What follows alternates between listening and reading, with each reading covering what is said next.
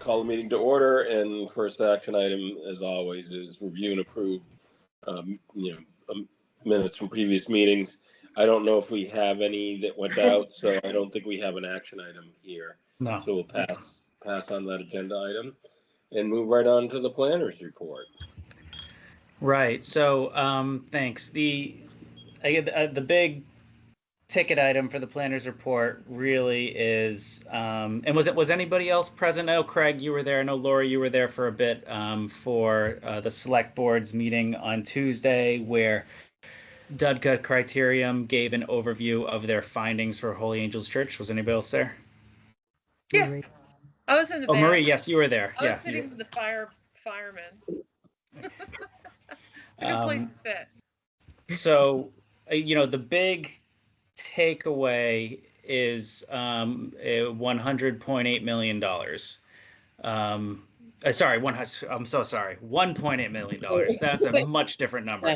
$1.8 million for the renovation, which includes some ADA improvements, includes structural improvements, addresses the actual structure itself, as well as addresses HVAC and things like that. To bring it up to a relative base code of not necessarily move-in ready, because it would need to be built to suite to whoever would use it, but it would be built to be somewhat ready to go, ready to use for whoever would like to use it, and then make whatever modifications that they would need to make for their own purposes. So it's 1.8. I had one question on that. And I had this the other night, but I thought I'd carry it on to here. Did elevators, are they part of the ADA package? So that's elevators are an outstanding question to me right now. I also kept quiet during that part of the conversation just because I wasn't terribly sure. So I was looking at Architectural Access Board regulations today, and so the question came up, with the $1.8 million, what's included with that cost estimate? Is, does that include an elevator? No, it doesn't. An elevator has not been forecasted for need for that, so that wasn't captured in the cost estimate, as well as, I'm forgetting the other outstanding question right now, but that was a big one. Because an elevator would be, I would think, I'm about 90% sure that would be under ADA compliant, yeah? And grants, potential grants, right? So it depends. It just, the reason I didn't say anything when that came up is because what I wanted to know was, and I agree that you need an elevator to be ADA accessible, but my understanding is you only need it to be ADA accessible if you're accessing multiple floors, right?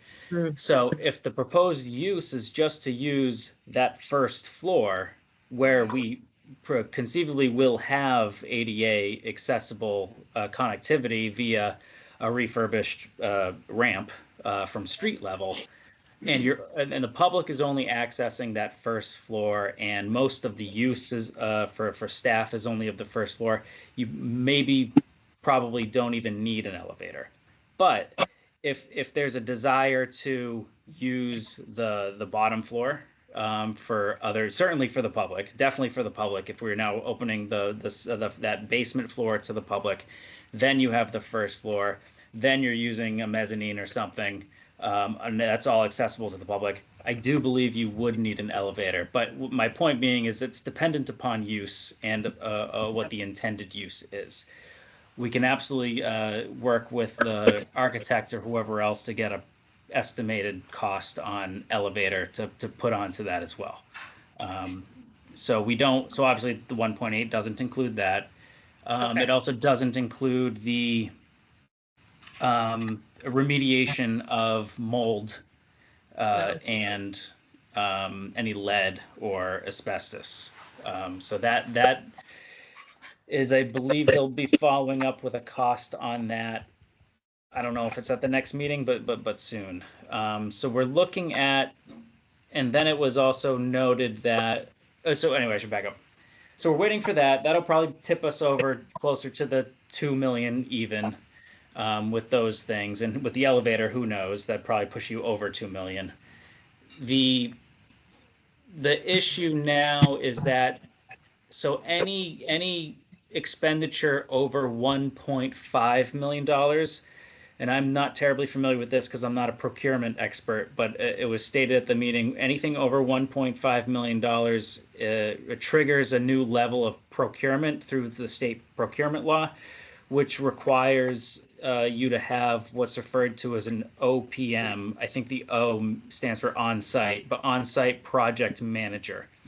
So the town would have to take, I forget what the percentage of that cost is, but I think we landed something around the tune of like $250,000 would have to be 10 to 15%. Yeah.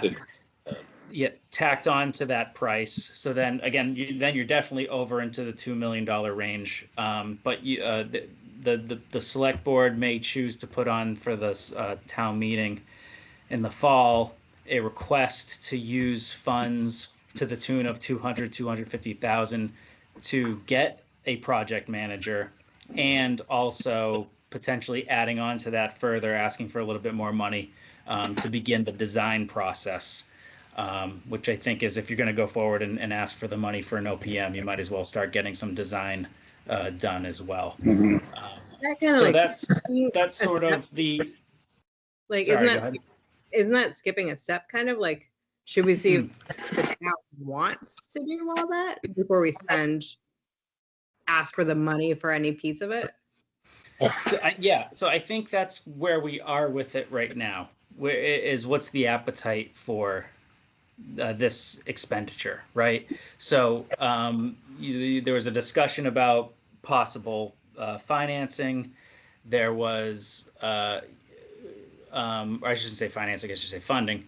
There was a discussion about potential funding. It really looks like CPA funds right now is our best bet, the town's best bet, and that is because it's a historic property, and CPA fund, community preservation funds, of all of which you pay taxes into,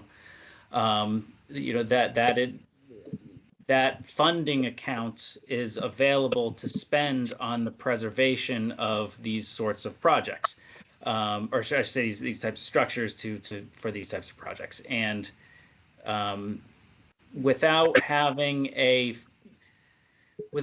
like a use identified, or I should say fully committed to. So like if the town was like, we definitely want to reuse this church for housing, that's a much easier thing to say, oh, okay, well then we don't need to go right to CPA funds. We can start targeting mass housing funds, grants through those specific programs for those specific purposes, right?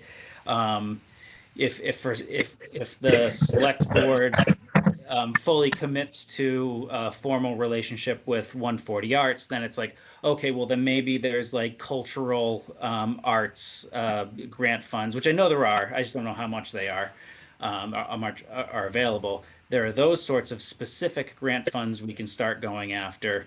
It's all about sort of deciding what the use is and then executing on that, because these grant programs want to know that you're going to be using it for the thing that they are wanting to fund, right? So that helps. Until then, CPA funds are your best bet, and are not a for sure bet because the town meeting needs to authorize it, but they're there for these purposes. And I'm in contact right now with the Community Preservation Coalition out of Boston, and they are just a helpful resource for all the cities and towns that have CPA funds to just bounce ideas off of, and to make sure that we're not stepping outside the bounds of what those funds are intended to be used for.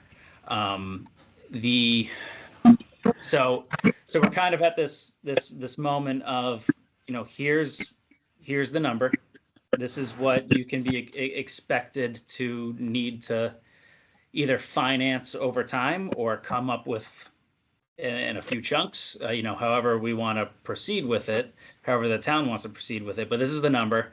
It's probably not going to be less than 1.8, right? It's probably not going to be that. It's probably going to be a bit more.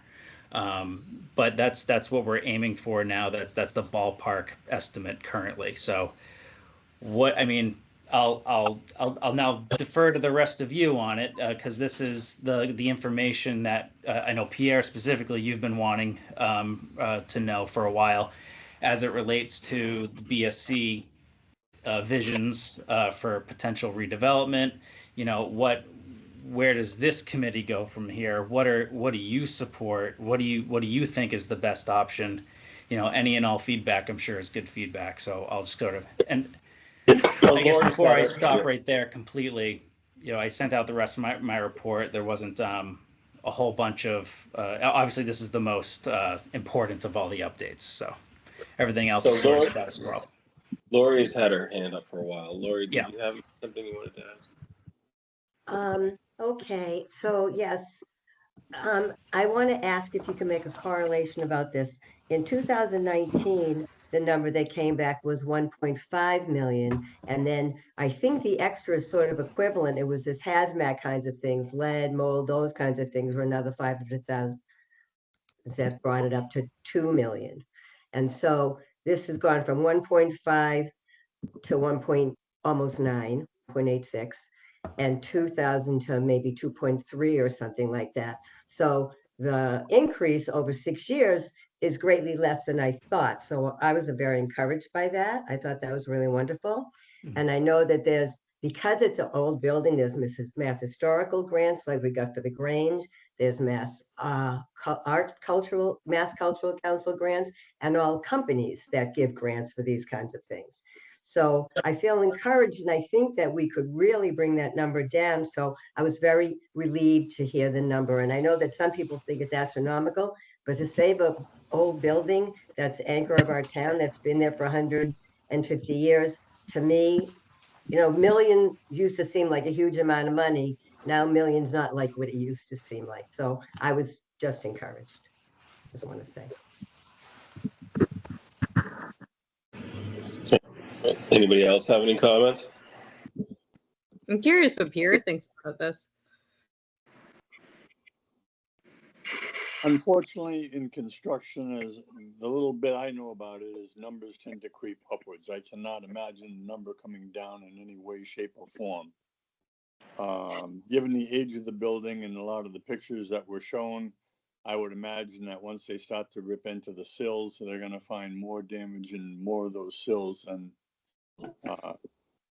again, the report was very clear that they tested certain areas and just little specifics, didn't get into a lot of the, what's behind this wall versus what's behind that wall. That's still to be determined. I think it's going to come down to, for us to make a decision, I think we have to go with what we continuously have been saying, is that we don't know what the appetite for restoration of this building is across the town. And so do we drag our feet and put our feet in the sand and say, we have two plans, one is with the building, one is without the building, and that's how we want to move forward, or do we just, drag our feet and say we're not going to make any decision until the town makes a decision against it, and we just stall any progress that we've moved forward. But again, I think the report that came from the architects and the engineering people validated a lot of our fears, if you will, that the building was in worse shape than we thought, and that the restoration of it is going to be quite expensive in order to get it to be back to a solid usable shell, and that's even without a build out. So what's the total square footage, Michael, on it? 2 floors? Sorry, I don't have that information handy. I can try and find it, but Oh, I have it right like here. I said. Oh, thank Yeah, you. in the meeting, it was about 7,600. 7,600 and 1,800 square. I was gonna say almost 1,800 8,000. square feet was some additional, but 7,600 square feet, I think, is the number that they worked with. Yeah. That's what they said in their report. Mm-hmm. And I was a little confused in that report when they were talking about the load being 65 pounds versus 100 pounds. So were they saying that they were going to have to shore up the floor more? Yeah, it would say that somewhere in there, to accommodate larger groups, basically. Right. So, but that was included in the 1.9. That was Yes. including shoring Yep. it up, making it Yes be and no, because site work is yet to be determined, and that can be a high cost. I know. It does say shoring and bracing $50,000 though. So there was the site that wouldn't be site work though. That would be within the structure. Pierre, I do think you're right that they made that distinction in the report. Again, I'm not looking at it right now, but and then there was also I don't know what comments about the bracing and shoring up of the roof because of snow loads and wind shielding was a concern. They didn't the current structure is not outfitted appropriately to withstand what it should. right. But all that was wrapped in everything that was identified. It was wrapped up in that cost estimate. Okay, cool. Thank you. But keeping things in perspective, I mean, $2 million sounds like a lot of money, but when we take into consideration what we're getting a civic building of reasonable size for $2 million, and you factor in how much we recently paid for the community center, which I think was around 15 million. I could be wrong. 12.3. Lots of money, and we can't. What else would we do with that space? It's either we rehab the building or we have just an empty grass space because we can't put anything else there. So just keeping things in perspective. It sounds like a lot, but it really isn't very much in the grand scheme of things, is my personal opinion. Especially with grants. It was Maybe less in- than I thought it was going to be, to Lori's point. I thought the way we were talking about it like last year, I thought it was going to be like $5 or $6 or $7 million. So when I saw that, I was like, well, that's not as bad as it could be, but I do feel like we have to see That's what what I people thought. I thought it would be like 5 or Yeah. 6, even Yeah. 10. I didn't know. There will definitely be some creep because there's a lot of unknowns. The asbestos and lead won't be astronomical, but it'll be well in excess of $200,000. Yeah. Right, they said they would guarantee it would be less than 500. I think they said that last night, right, Michael? Under 5. Under 5 is what they said, yeah. And Yeah, the I other mean- thing is, the good news is it came back saying it's still structurally sound. That's what we didn't know. Mhm. Right? Yep, the granite they said was very solid and it's not moving at all. So they don't have to worry about the foundation, that's for sure. There is some shift to one of the floors by a few inches, but they can handle that. So they're talking somewhere in the neighborhood of $300 a square foot, most likely, maybe a little bit more. And I don't know what the rate on municipal buildings right now on new construction is, but I would imagine it's probably between 350 and 400 a I think square it's foot. much higher. Yeah. We can't build anything there unless we buy the arcade block and then probably tear it Well, down. even if you just did something in the same footprint, you could theoretically do something in the same footprint new. They said no because of the floodplain, right? Yeah. Yeah, they said we Yeah, can't do this is the anything. Right, we can't. So it's a sticky wicket. Yeah. I almost feel like what Gene's saying though, the $350 to $400 a square foot for new space is a point for keeping the building though. If it's 300 a square foot to renovate it, then that's like you're kind of making a case to keep it.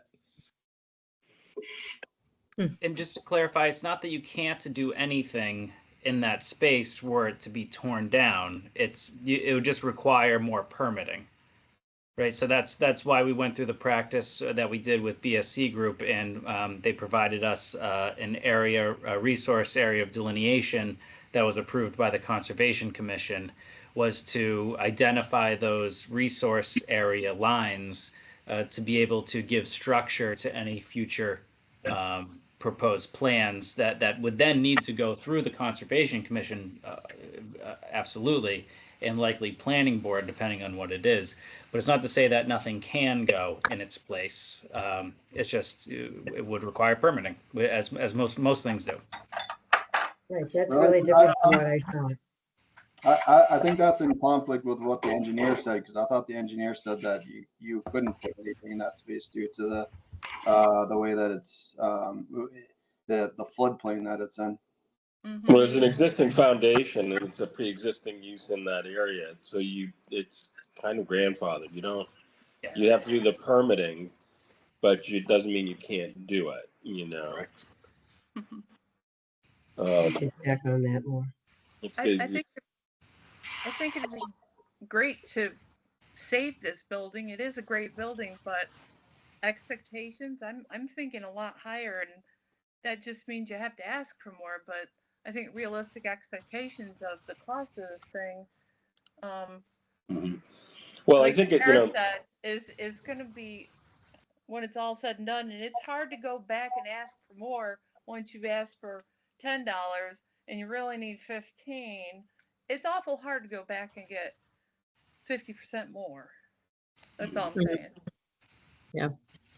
Well, I think it's obviously I assume the select board, with what the information they have, they're going to go forward and ask for the money for the. Are they going to ask for a further study, or for the full $70,000 analysis or $100,000 analysis, or are we going to go directly and put an article in for town meeting for the 1.8? Well, Well, I think the way the conversation was shaping up is it sounded like they were leaning towards putting in an article to hire the project manager and to add an additional amount of money on top of that, so that the project manager, when hired, can immediately start soliciting for designs, so you can get yourselves to the 25% design of whatever a new-ish, or I should say refurbished, renovated structure would look like. Because then once you have that, then you have a better idea, more finite idea of what that 1.8 actually is, right? Because it'll probably, to Pierre's point, either go up. To Lori's point, maybe it'll go down, but you'll have a better understanding of what that construction cost is for sure. It's a lot of money though to spend to get to that next step, where you still don't know from the people what they want. Because they want, right, exactly. I'm really neutral on this. I see both sides of it. So I feel like it's so important to leave it up to the voters for that reason, because who are we to say what should be done?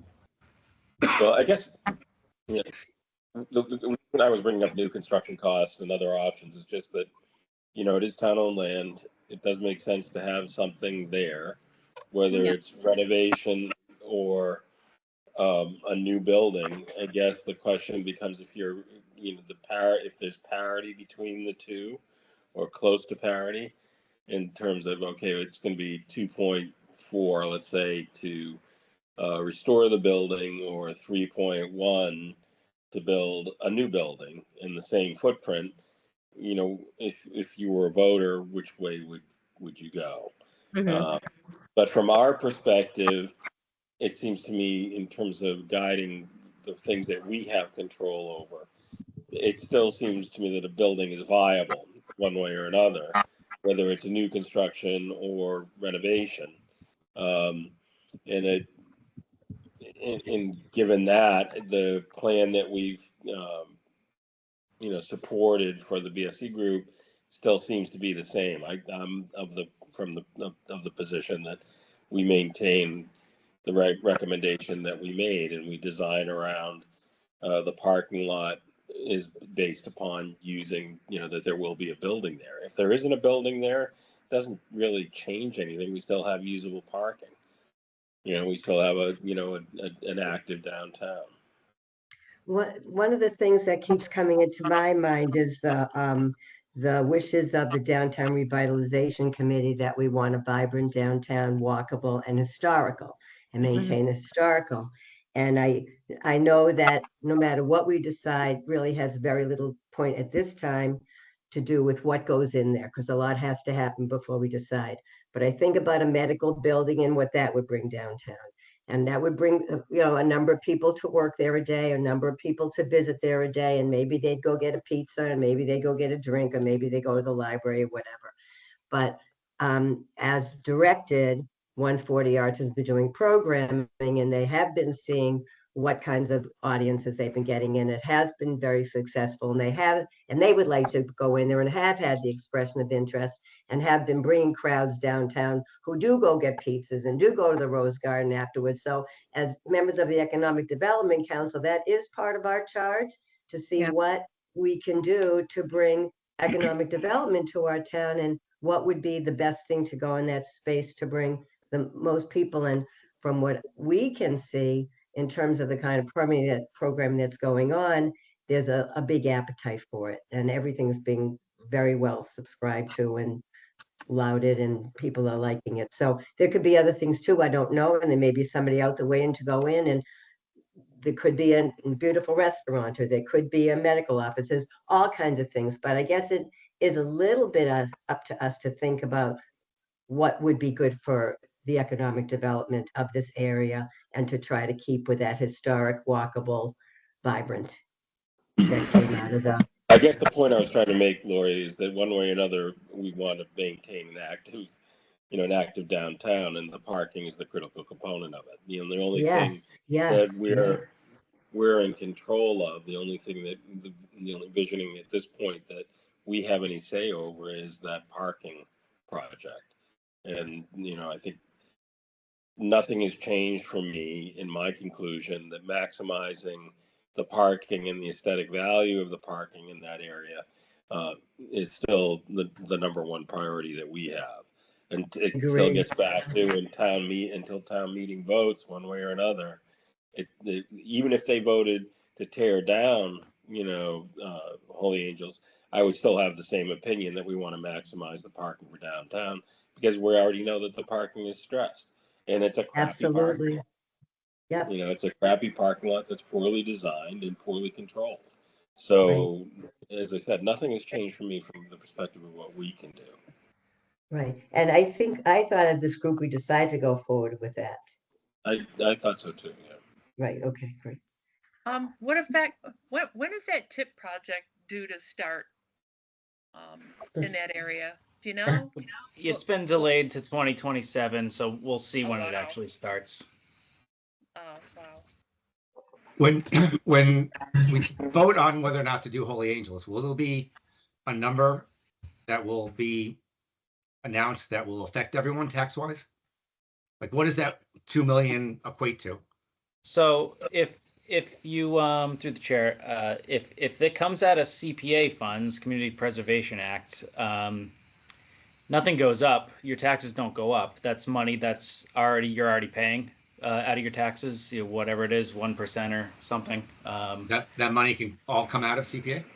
It technically could, yeah. So I think I think there's even 1.8 million sitting in the housing, the historic preservation account currently. I mean, again, 1.8 is a good estimate, but it's not a final estimate right now. We don't really have funny bids. that it's the exact amount though. Yeah. And I know that the 140 Arts group is looking to be self-sustainable, which means pulling away from burdening the tax base. Which I know you go to town and you hear about a project, you automatically think, well, it's going to hit my taxes. But that group is looking to try to be self-sustainable and pull away from bearing down on the tax base. So. Barry, you have your hand up. What would you like to add?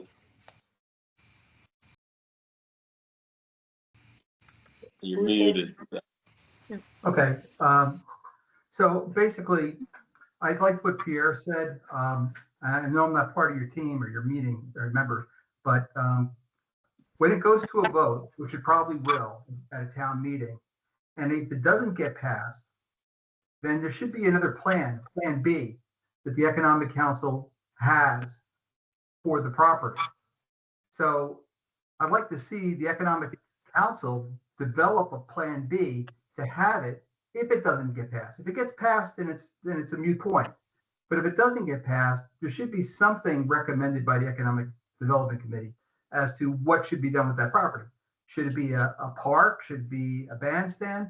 Should it be, sold to a developer for $1, where, they're giving in tax breaks and they're giving maybe some incentives to help with financing. But there should be some Plan B if it doesn't get passed by the town. That's my only point. Unfortunately, this is controlled by the select board and not by, economic development. Economic Development Committee had a vision. That vision has been maintained, and we're refreshing it for some sort of commercial use of that building. And the point I was trying to make, if it was not commercial use as a historic building, it could be commercial use as a new building. Agreed. That might be better suited for commercial application. But again, the select board control this, and ultimately the members of the town meeting control the outcome and the fate of the building. So we can provide a vision, which I think we have in the past, and support the vision by trying to develop the parking amenity that's necessary to support any kind of downtown economic development. I agree. Am I correct then that if we were to be a new building, we couldn't access CPC money and we couldn't access like Mass Historical grants or anything like that? Exactly. There'd be a lot that's not available to us. I like that idea that Barry's talking about, because that would make it possible, at least for the people who made the expression of interest, to at least have a bite at that apple and maybe say, we'd like to be the developers and we'd like to do it independently, kind of thing, or privately. And then it wouldn't be a tax burden and we could work together. And there's talk about a public-private partnership, and maybe that grant is part of the private or part of the public or whatever, So that resonates well with me. I like that idea. So since I didn't attend, I just, before we close out this discussion, which I think we should, was there a sense from the select board, it sounded like the discussion may have been animated, heated towards the end as to what they would like to do? It's just that I think, understandably, the DPW is looking for funds. We've already had the school funding passed, so they're jockeying for. There's a real need there too. So anything that conflicts with it, there's only one pie. Mm-hmm. Yeah, we're small potatoes compared to those. To me, I don't like to speak for the select board at all, but it sounded like it was left as, let's get it before the voters for town meeting and let the voters decide what the future of the building is through this funding request. So that seems to be an appropriate response. Okay, so let's move on then to the other things on the agenda. May I ask one additional question, Gene? I know we're trying to move on, but Sure. Are we able to put things contingent? Because to Julie's point earlier, that if they go and they say, we want a project manager and we get the funding for it, but the town says, no, we don't want the building to be rehabbed, then we've just gone and are they able to keep those separate and then say, well, the project manager won't be hired because this hasn't passed? Are you available next meeting? yeah, that's a good question. I would assume you could make the project manager contingent upon voting for the 1.8 to preserve, or some number. They could establish a number and then make the hiring of the PM contingent upon the approval of the town meeting by town meeting. I would assume you could do that. I hope so. All right, thank you. Okay, so on other things on our agenda, I guess the public parking vision, that's still number one in our priority list. We did get, quotes back that were much higher than what we wanted to see. I don't know what our options are, if there's been any further discussion, Michael, on what other choices, where else we could go to get funds for that. Yeah, I reached out to Stantec to just get another quote because the quote from BSC Group was super high. So I'm still waiting for a quote from Stantec to see if they're anywhere in the ballpark before maybe we start chopping off scope. And would another option, be to go to Conway, the Conway School or somebody like that to get complete design drawings? I mean, Sure. if we So have, are they're engineers, right? well, yeah, they have their landscape engineers and engineers together. So yeah, the thought is, they're always looking for paying projects, to support the student, a student project to do their master's thesis or something like that, and they have professional oversight in house. So if we had, what did we have allocated total that we have available? I think it was like 30 or something. It may be worth my reaching out and seeing if that's something they could do. Yeah, sure. Because really, it's a pretty straightforward project. I mean, we could provide them with the work that's been completed to date in terms of vision. They might. I guess the issue would become one around engineering standards. The design, I'm sure they could execute. The engineering documents, the bid documents, is something different. Yeah. And I guess that's the big question is I'm sure a lot of the work is around the development of the bid documents. If you have a contact over there. Yeah, I do. I've used them on 2 other projects. Okay. So. If you guys aren't familiar with it, it's a school, the Conway Design School. It's out in Western Massachusetts. Peter Flinker and some of the other people that we work with either graduated or hired people from there. Peter, I'm sure, could make an introduction for us as well. Really, been very impressed with some of the work they've done in the past, from a visioning perspective. The other people that we might be able to go to would be like a RISD or something like that. The issue is we'll have great design concepts and great design execution, but the issue will be more around the hard, the hard design work, like as I said, the engineering standards and compliance issues. So, I'll reach out to the director at Conway, and maybe we can talk to Peter Flinker about this too. Okay. See who he might recommend. We didn't talk to that. I don't think they can do the design. Would this be something that they could handle? Dodson Flinker? Yeah.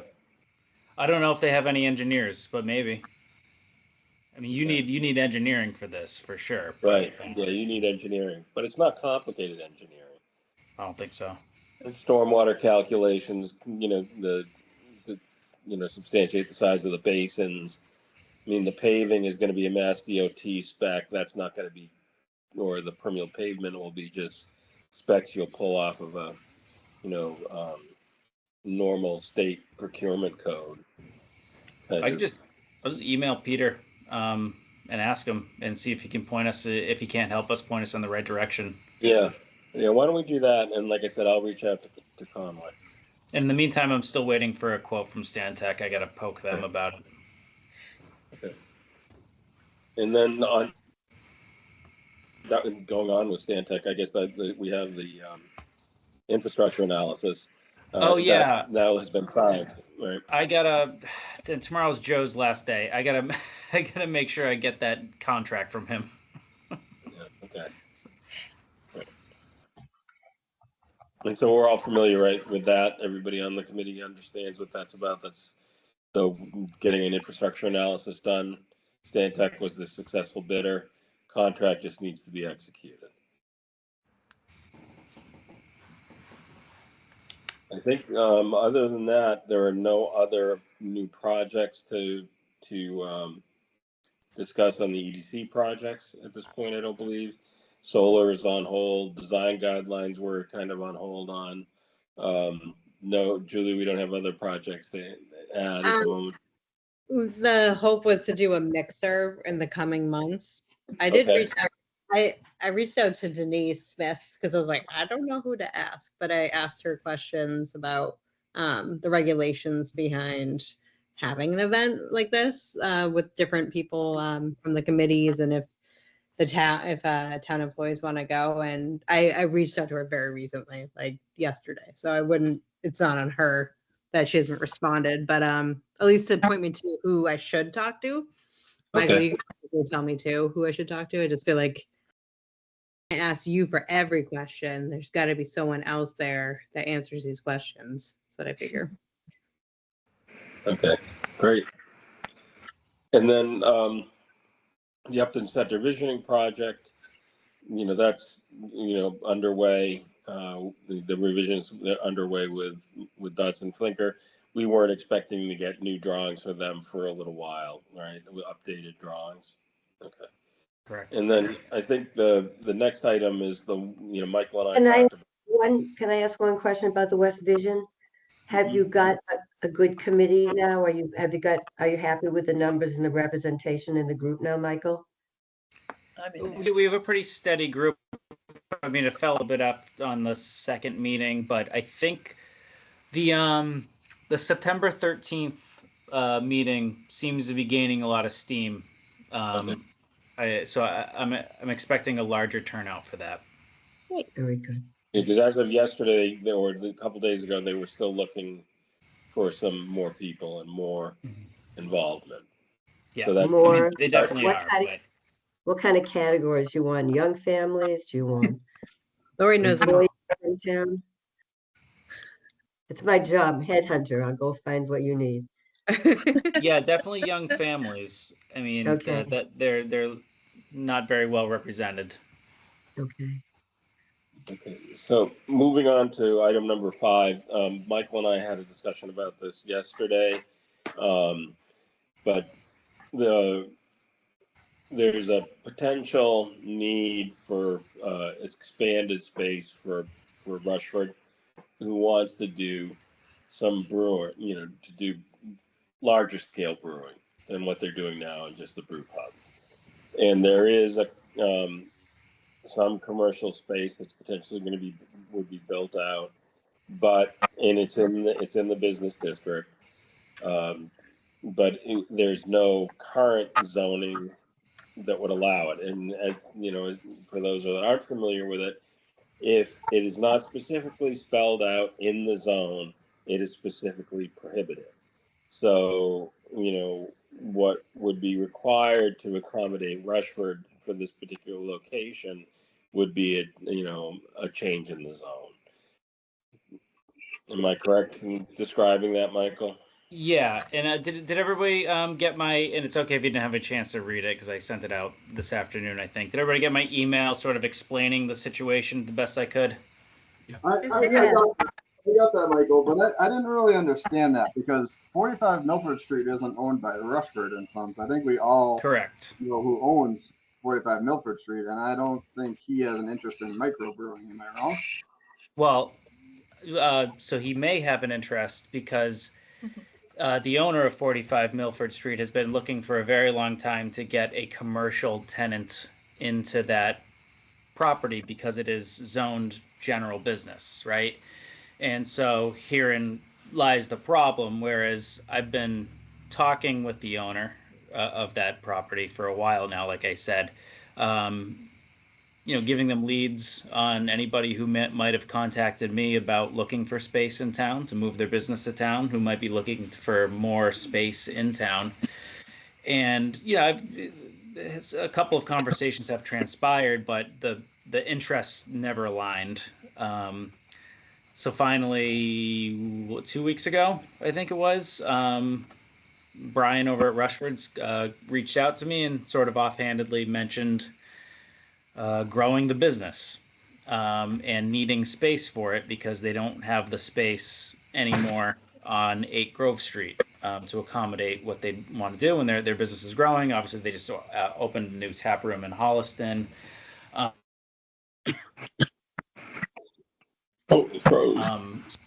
So I mentioned it. So I mentioned 45 Milford to him. I said, well, any interest in maybe this property over here? It's going to be serviced by sewer and water, which was what he said was a desire to be in a property that's serviced by sewer and water, which is understandable for a use like that.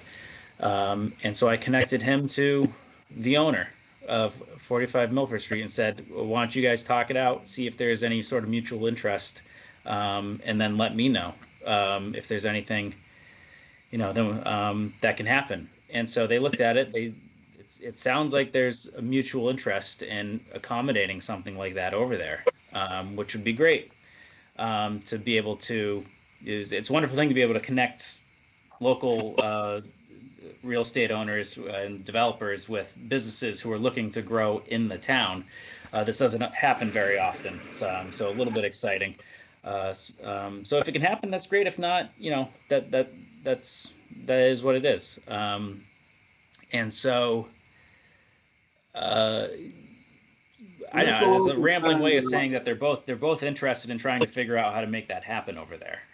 But yeah, that, as Gene said, that presents an issue because in your general business district, light manufacturing is not allowed. And Marie, I know you're trying to say earlier you didn't get my email. I just saw Craig's email to me saying that you're not getting emails.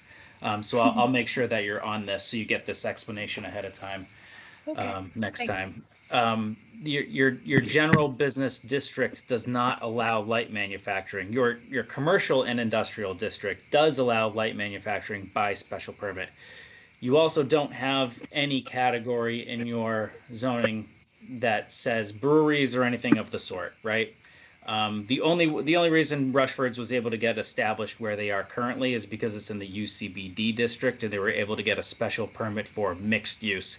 And mixed use, as defined in your bylaws, can be sort of all the above mixing and matching of uses. So that's how they were able to get approved over there for what they're doing now. But you can't do that anywhere else in town. You can only do it in this Upton Center Business District. And if you want to do specifically brewing, unless that's in the C&I district, you can't do it anywhere in town. And the C&I district presents its own challenges because there's no sewer and water that goes to the C&I district, except for, like I said in my email, probably those well-established single-family neighborhoods that exist in your commercial industrial district, which is unfortunate, but that's what you have there. I don't imagine, even though those if they're in that district, we want to start introducing any sort of large-scale operation in a single-family neighborhood. But so this is an opportunity to talk about this problem, right? It's this juxtaposition of your zoning and how you would like to see the town grow, and these issues as they come up. And this won't be the last one that comes up of there's interest in a property, but your zoning did not foresee a situation like this and does not accommodate it. Do we take the moment now to say, you know what, is some sort of light manufacturing acceptable in our general business district? And that's okay if the answer is no. But to take that further, do you say, well, maybe this is an opportunity to look at what is light manufacturing? What are the types of light manufacturing that may be acceptable? And if we're not ready for that conversation, because that's a much more detailed conversation, what do we do with breweries? Do we want to specifically call out breweries as a potential use in town? And where do you want it? Do you want it in the GB district? If the answer is no, then this conversation goes away. If the answer is in the C&I district or something like that, then it's like, well, okay, we can work with that, but we don't have to act on that very soon. So that's kind of where we are with this. Yeah, just to add to what Michael is saying too, and then I want, I know you have your hand up, Lori. is that one of the issues that we have is that in a general business district, with some of the issues in terms of what the current market demands, residential has become the highest and best use over and over again.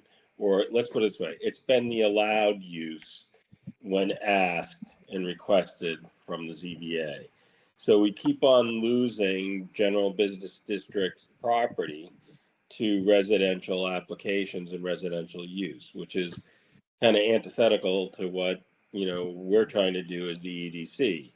So by saying one of the things that by saying no, we wouldn't support something like a limited sized brewery, we're also kind of saying, well, we're inviting further residential conversion of our general business district. So I think we need to be really conscious of that, and try and support developers that do have a vision, that are struggling with the mixed use concept, and try to help them in any way we can to land an anchor general business tenant. Now, the concern I had with the brewery is, what size brewery would we be talking about? And Michael had an answer for that in the sense that there is current existing language and laws that other towns have used. And Michael can step in on this whenever he chooses to, where the terminology is farm brewery, I guess, Yeah. or farm brewery, Oh, which has a limited definition. What's the word? farm Farm. brewery. I've been to lots of those. Spell it. New York has a lot. Farmer. Of FARM. farm. Farm You brewery. go to a Okay. farm and they have a little barn and it's an event. It's more home style. Okay. I went to one last week. In Massachusetts, I think that was the original intent, Marie, what you're describing. That was the original intent, which is why they landed on this terminology. What it has become is a license through the Alcohol Bureau within the state, the ABCC. So the farmer brewer license is a license that I believe the initial intent, I don't know if this is still in the language and definition of it, was for these licenses that they were given out to these breweries is you can have this limited license. Limited by it means by volume that you create. You're limited in the volume that you can create. You can have this license that didn't otherwise exist before if you promise to source some of your ingredients locally. Right? That was the whole idea between farmer brewer. When I was rereading it, I didn't see that component in there anymore, and it's possible I missed it, but whatever. But the component of the limits on the volume that can be created are still there. And now I'm not intimately familiar with what volumes would be expected. I do know that it is a license that controls the volume so that these breweries mimic that of a microbrewery and don't become Anheuser-Busch in Merrimack, New Hampshire, right? Which has lots of events these days. If you go on their website, you can. But It's either more way. of it's a bucolic, more of a out in the pasture kind of a thing, and not Main Street, Upton. In my mind, I mean, it's a great idea, but. And on that, does a question like this belong on the West Upton Vision Idea Board? Am I getting the wrong address? Is that the right address? Yeah. So Laura, you still have a question, and then Craig had it. I do. So I understand this idea, and I think what you're talking about is this sounds like the answer to wineries, so for beer drinkers kind of thing. So I get that, and that's a lovely idea. But what I'm wondering about is this: if this were to be a brewery on what is the zoning for 45 Main Street, Milford Street? General business. General business, okay. So it's not residential at this time. It couldn't be residential? I'm thinking of the wrong place. Sorry. The No, reason I ask is It could be, because, no, it could be residential. If they apply, if whoever owns it applies for 40B, they could. they could be residential. This is why I ask.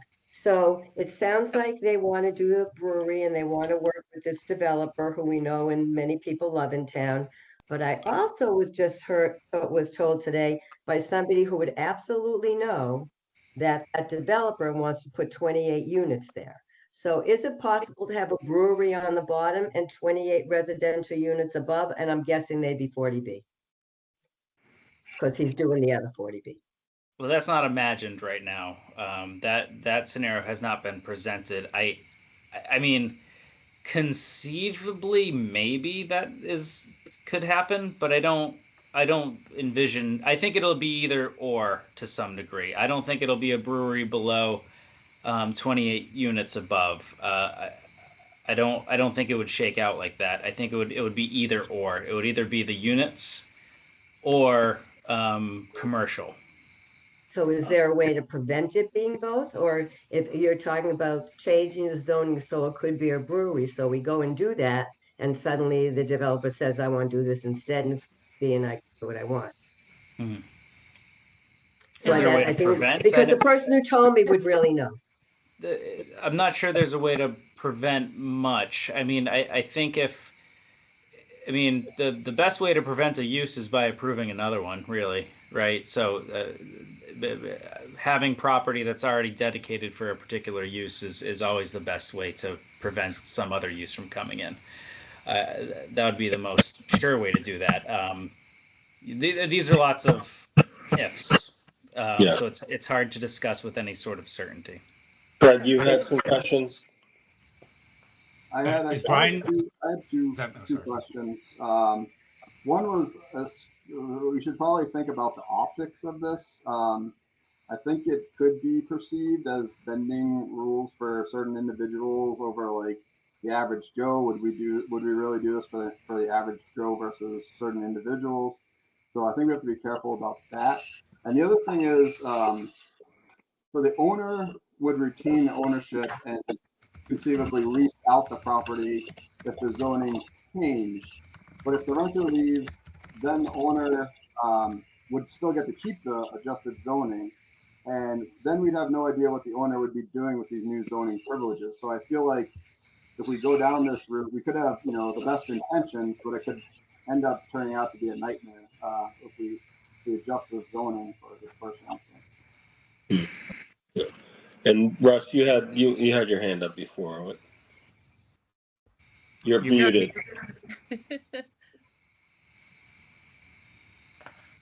I mean, I think we need to support business in town, and if someone comes up with an idea, versus someone who doesn't say anything, then from personal experience, the town was very business friendly, and that, in doing what we wanted to do at Red Rock, just no one else had suggested that they do it. So I don't really think the optics are not necessarily, favoring Brian as an example. And then my question was, is Brian looking to move his operation or just to create a place to brew beer? My understanding is he just needs more space to brew. I don't think so he's not looking it's not to an leave. Additional tap room. No, and so that's the problem really with the zoning. To make a finer point is that so he could potentially move an operation to that location if he did a tap room as well, because then that would qualify as like almost like a restaurant or assembly type use, and so which is allowed in the GB zone. And with any commercial use, you can have an accessory use per our bylaws. So you could do a brew pub, but you'd have to your brewing space would have to be limited to 50% of your floor area, and that is not an acceptable floor area ratio for what they would be looking to do, because they want to do all brewing. They're not ready to do another tap room. So to introduce a brewing only component to this location is not allowed. When there, like I mentioned, there is another workaround. It's just not palatable to them right now because it's not financially feasible. I wonder if they could be thinking that when their lease is up, they would move over to here, because what if they lost that place? And just So to clarify, I wasn't referring to, what is it about Brian? It's the owner of 45 Main Street. That's what I was concerned about. so Can you say that again? I couldn't hear that. I heard Craig. He said he was Right. concerned about 45 Milford, not necessarily Rushford's, in his earlier comments. So I would just say, and I completely understand and respect those concerns, because you should be concerned about those sorts of things, right? You don't want to be. You don't want the appearance of treating anybody favorably for any particular reason. It's just not a good look. And so that is why it would be addressed through zoning. So in this instance, and why I'm not suggesting by any means that anyone, the planning board or this committee, suggests creating a brand new district that is to only exist on that parcel of land that is for the sole benefit of that property owner, right? This is an opportunity to evaluate your zoning generally. And so you have two zoning districts really that are up for discussion, one specifically being the general business, but I mentioned the CNI only in comparison to that. It's a decision as to whether or not you would want to support amending the general business district, which addresses this property, but also addresses the properties around it, as well as it addresses the West Upton properties in the center there, as well as all those properties along West Main Street, including Russ's Old Restaurant, down to the Grafton line, which I believe is all general business on that side. I'm forgetting because I'm not looking right at the zoning map. But so any changes that are made to that zoning affect all of those properties, which is why you'd want to be thoughtful about making any changes. So the decision of is it palatable to suggest including, which is why I was saying earlier when I began talking about this, is it palatable to suggest including light manufacturing in the general business districts, knowing it would impact those other areas, or potentially because you would allow for the special permit. Not everything would get approved. You need a special permit through the zoning board. Or is it more to folks' taste to say, well, then let's introduce a brewery use that the town does not provide for. And if we were to introduce that brewery use, where would you then want to put breweries? Would you want to support breweries generally, not breweries at 45 Milford Street, not breweries at 8 Grove Street, not breweries at any specific location. Support breweries in the general business district. Support breweries in the CNI district. This is the time to think about that and address that. So Quick question. I'm just curious. Is there a height requirement in this general business district, which also seems to be part of the Upton Center Business District? The general business. They're separate. Is there a little overlap there with this property? we didn't extend it that far. So it's No, not it's part close, of the but Upton it's Center not. Business. No. Okay, so it's not. And we are talking about making it from general business to light manufacturing if we did that. And are you, I'm curious to know if we have a height requirement, but the other thing is, are you saying that then every general business is going to turn into light manufacturing? No, because we can be very strict. You can do a specific use is, what we could do with a light manufacturing. It doesn't have to be light manufacturing is everything.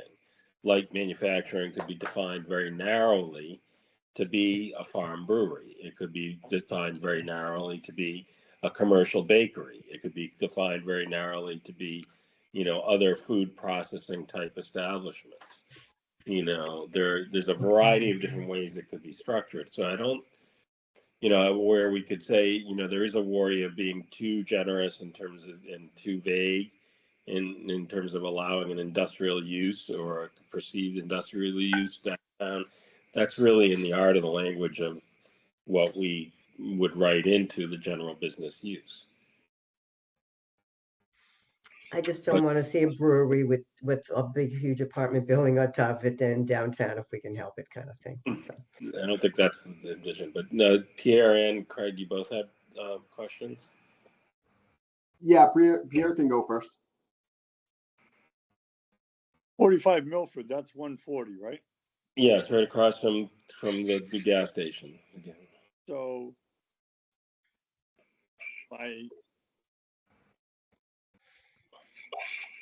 I got confused. I couldn't figure out which gas station. but with all the pine trees on it, right Oh, across from the fancy gas And the station on the way horse, to with the Milford. horse. Yep. I was going to say, so basically what the general business district is all places that you would expect a fair amount of traffic to be traveling. And so you'd want to be incentivizing, to Russ's point, to incentivizing businesses to be able to relocate into these areas, and what can we do to encourage them? And if we are careful in what we allow that light manufacturing to be, then it would make a lot of sense that it could be done, and it's not being done for a specific person or business, but it's being done to incentivize other businesses who may have an idea to go out there, and because 140 is going to be a well-traveled road, it's going to be part of the TIP project being redeveloped and expanding all that functionality down to that side of town. This makes a lot of sense to me. I don't see a whole lot negative by doing this.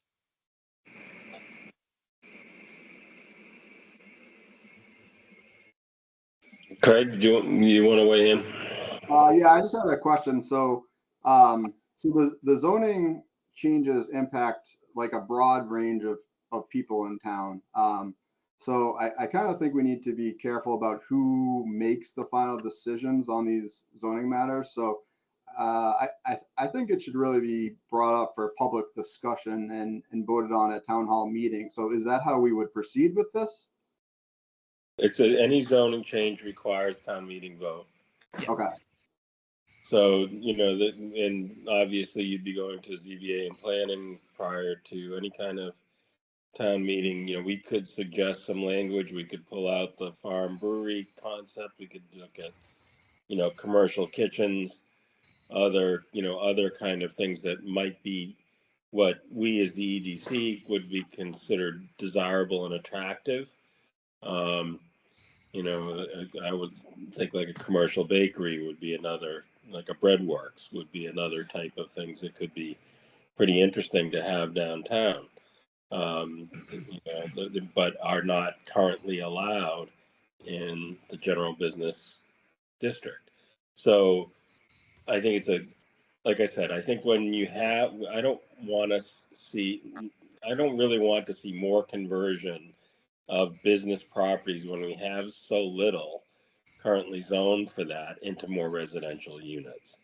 So anything, like I said, anything we can do to help a landowner that wants to develop their property in a business application, but is running into hurdles because the definitions of what we consider, general business are too tight for them to attract the type of business that we may think is attractive and desirable. So would Brian be buying the property outright, or would he just be renting the property? Well, I don't know. I don't know the setup. And I can't. Well, I suppose I can get into those sorts of details, but it's not something that can usually be brought up for decision purposes. You know what I mean? So so I don't know the answer to that question. But ultimately, it doesn't matter, only because it's a decision that would impact the availability of uses to go into, in this case, the general business district. So it's something that would exist for anyone with land within the general business district to be able to utilize their property as such. And yeah, I guess I'll leave it at that. Okay, yeah, I mean, I guess I'm just not super in favor of it, I guess, because I just don't know what would happen. I feel like it could turn out to be a monster. So that's just my opinion.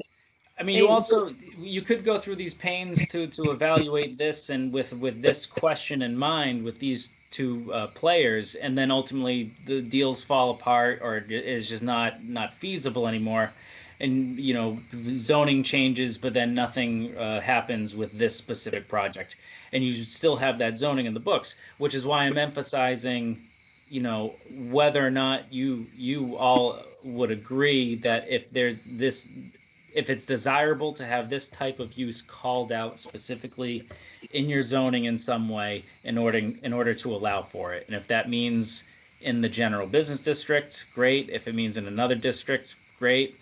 But it's an opportunity to evaluate that in your as a smaller type visioning project of what do you do with these uses? Is this a use that you want in your community? If you do want this use in your community, where would you have it? Would it be in the general business zone?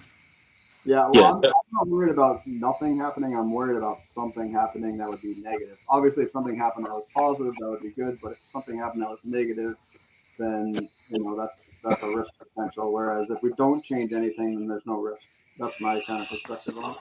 There's not no risk if you don't change anything. Yeah, that's right. Because it's going to be it would be a 40B, so you'd have affordable housing with no local control over what's built. Oh, is that kind of what the plan is? No, that's what's allowed. That's Mass law allows that. Yeah. Okay. Where does the sewer? That's what I'm hearing from an elected official. 28 units. Where does the sewer line stop? Like, could they go further up, like towards JJ's, in theory? Because it's not like this type of brewery that we're talking about. If you've ever gone to a place where they make the beer and it's like the Tours or whatever, those are always really tall buildings. They're not generally attractive. Like, I want a business there. I don't know.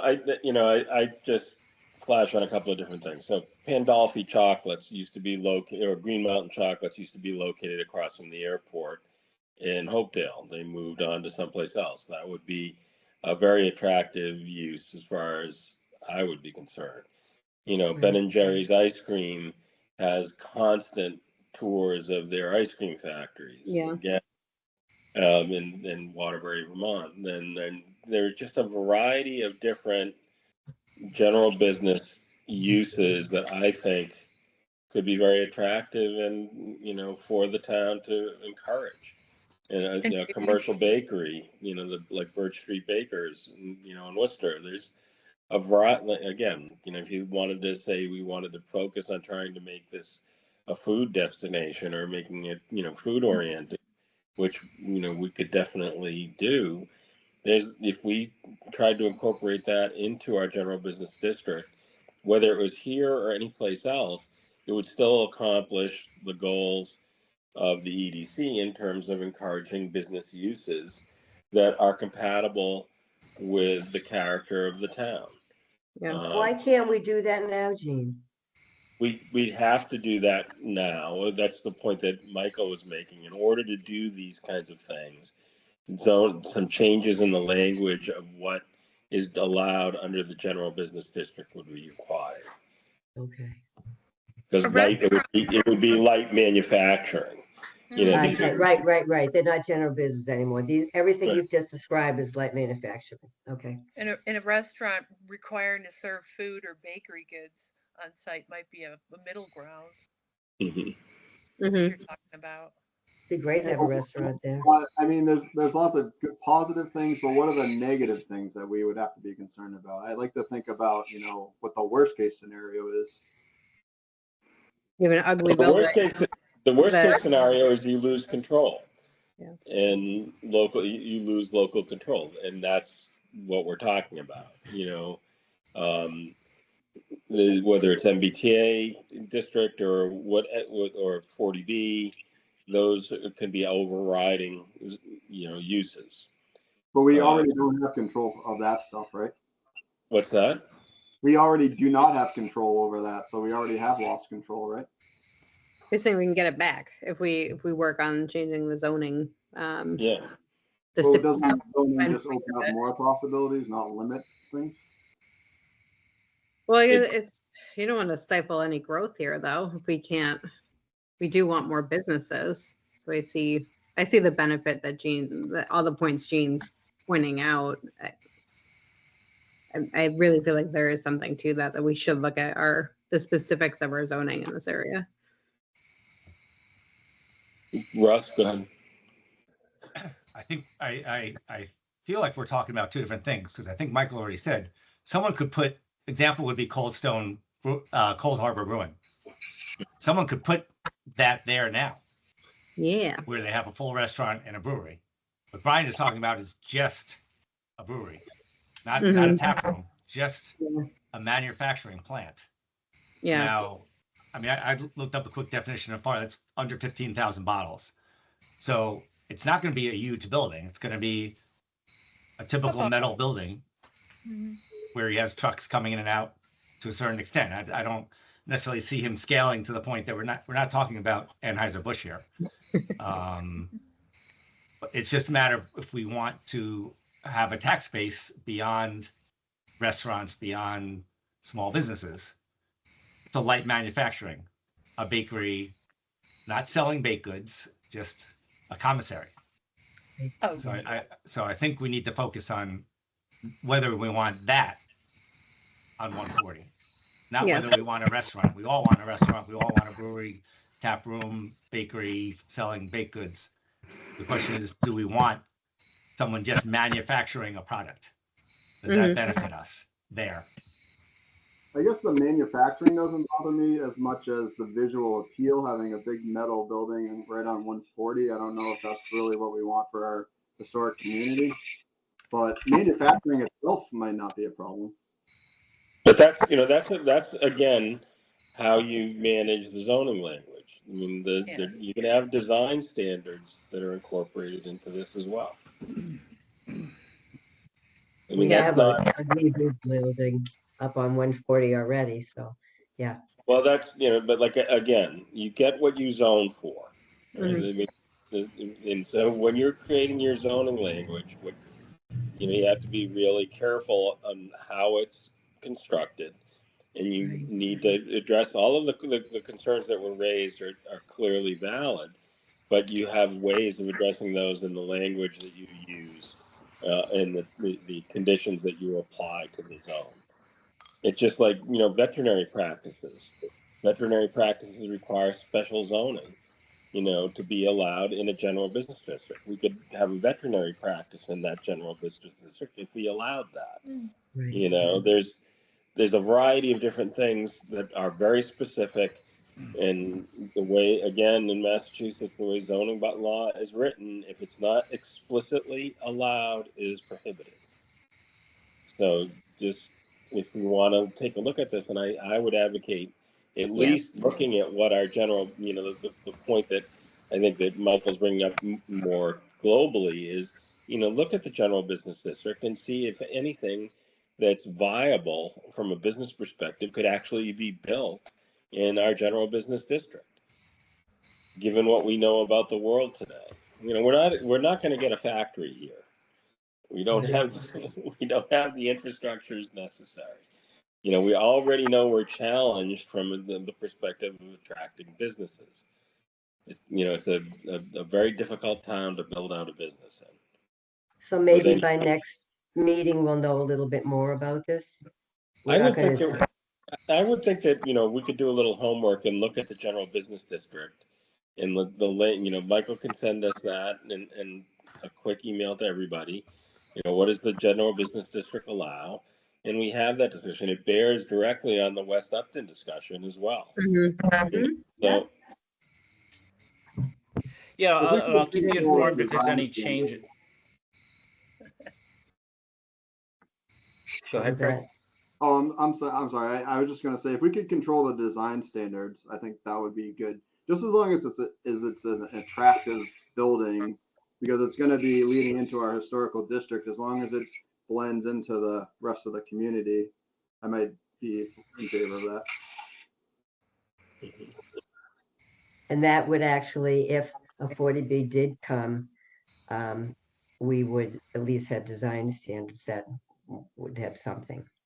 Hopefully Yeah, that won't that would be happen. a good- Oh, if this would prevent a 40B there, I think that might not be a bad idea, something to think about. If we could make it look attractive, yeah. So I'll probably be talking with this will be on for the planning board agenda. The 9th, I think, is my next meeting with them. So I've already been talking to the chair about this issue. I know it's getting late. We don't have to talk about the second issue. That's not pressing. We can get into that next meeting. I'll keep this committee informed if should anything change substantially with that conversation that's going on with that property. But again, while you have that information, that is sort of the impetus of this question, I don't want you to think wholly in those terms. Think about it district wide and how it impacts the town, and those sorts of things. Just because that's the way we should be approaching it. We don't make zoning specifically for specific people. I take these issues as they come up, which I always will, when these issues conflict, and bring them to the EDC and the planning board to say, do you want to do anything about this? Thank you for the foresight. Okay, anything else anybody wants to discuss tonight? I have something I'd like to bring up that it'll only take a couple minutes, but I think it's really important. So this came out of that multi-board meeting. I've been thinking about it. And some things that said were very important. The first thing that struck me was a concern about changing zoning downtown to build more housing, to get more families for the schools. And that was the chair of the planning board, who was sort of sounding a little like that's what I want to do, that we would want to do. And I know that whenever we build housing that has housing for kids, it ends up being a net tax loss if there's any more than one kid in the house, really. So I think we have quite a bit of that. And then somebody else said something that struck me, Paul Flaherty, that I think was 100% right about, we are a commuting community. Very few people are going to ever come downtown to work in Upton. Almost everybody leaves town in Upton to go to work.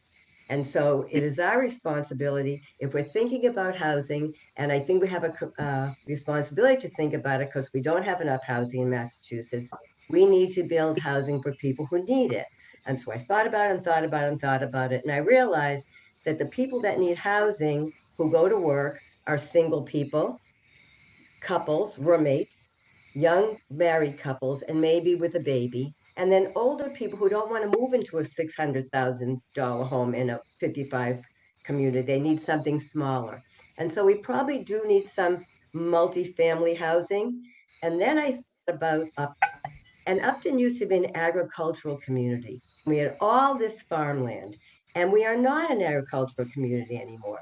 And maybe we do get a wonderful brewery farm thing on the outskirts of town, and we are a good place like that. And right now we have agricultural land for it.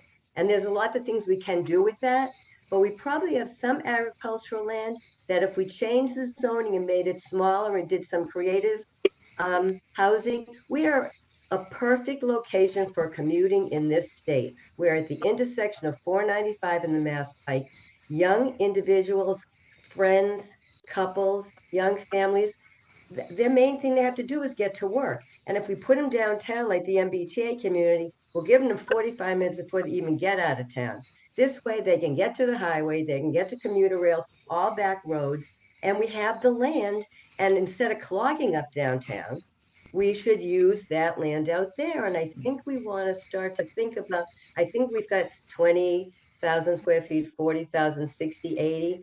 I don't know what we do. I don't know enough about it, but I've just started to think about, I never really thought about it. We are truly a commuter community.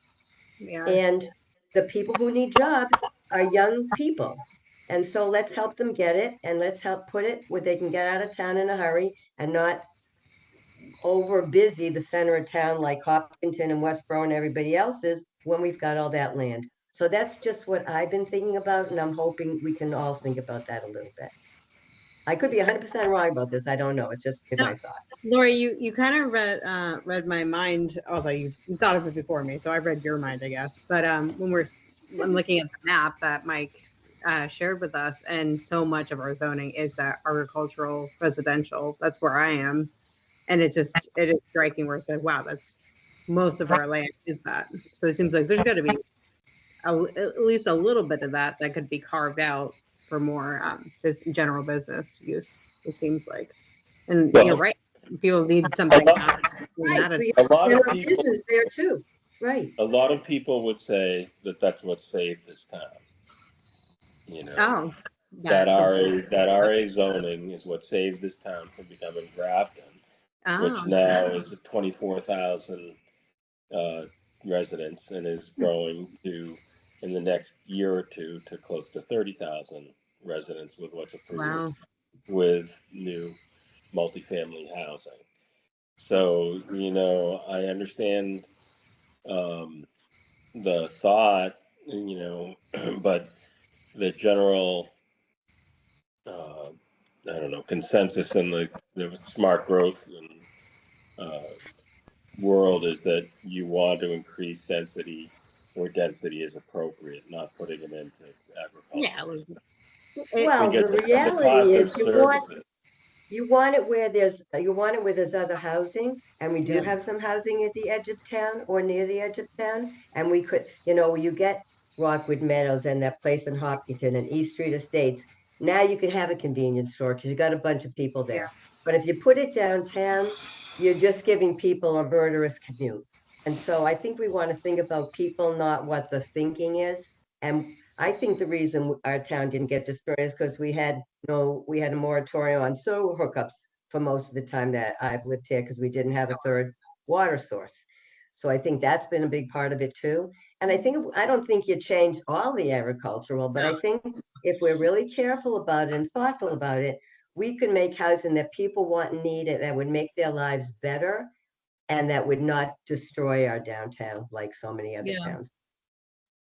Pierre, I hate to say it, but it's our part of town that it makes the most sense. And like you're on that road, so it's I tread lightly. But just saying. Near the highway. I mean, we're right at 495, you know? Yeah. But that area is already all built out. It is. I mean, there's some open. There could be, if it was zoned differently, you could subdivide some things, I'm sure. I'm not saying mess with my neighborhood, literally, but it just, I think Lori brings up a good point that it should be something like that. And there's a lot of streets like that. There's the one that goes to Westboro. There's a lot of ones that are sort of that. There's no sewer and water. And, you know, the sewer and water demands for housing development like that, multifamily housing development, are extreme. And doesn't that fall to the developer though? Or couldn't that fall to the developer? No, you know, not really. Didn't Rockwood Meadow? Did we do Rockwood Meadow? We'd have to expand our water and sewer capacity in order to meet the demand of more housing. So we'd have to have another, you know, increase the size of the sewer plant, find another water source. Then, you know, how do you get that water and that sewer to the development in question? So, I mean, I certainly understand the need for housing. I just have some real questions about saying we want to take our residential agricultural zone and turn it into higher density housing. I was thinking business, but just a few. Yeah. So the only thing I'll offer for this is that the Affordable Housing Trust is actively thinking about this problem, Lori. You know, and they're not necessarily contemplating changing zoning to accommodate it. They're more project based and trying to figure out where there are locations in town to source or site these missing middle projects, as they're referred to in the planning world. You know, not high-rise apartments, not 1 acre density single family house projects, right? These like, where can you put a bunch of 1950s ranches, on 0.25 acre lots, right? In order to get the affordability, lowercase a, into the town where those folks that you just mentioned would stand a chance to be competitive on putting a down payment and a bid on a home, so they can get a home and get some equity before maybe upgrading, maybe never upgrading, right? And I just use the ranch as an example, just because it's a pretty affordable house if you can find it for under $500,000 these days. Right, or older people move into a small ranch house, so they sell their Yeah. big house. And I think that's great, and I think that's one thing to look at. But I even understand, I think a lot of people want an apartment. They want to have an apartment that they can live in or not have a house, because they want to go to work and they don't want to take care of a house. Yeah. So I think we should do maybe even a little. I would have never thought I would feel that way, but the more I think about all these people that don't have homes, and when I think about what they can afford and what they need and what they probably want, I think we should think a little bit about that too. Just a thought. It's a good thought. And I mean, you're comparing us to Grafton, definitely just a little bit. I love Grafton, but yeah, we don't want to be 30,000 people in this town, I'm sure. Right. So it's like Grafton is having some really severe issues. Really, they're struggling with the rate of growth. Yeah. And, They grew a lot a while ago. Yeah, they did it for quite a while ago. Yeah. Okay, so when's our next meeting? Next meeting, Yeah. end of September. Would be September 25th, if we're gonna do the last day. Last Thursday in the month. That works for me.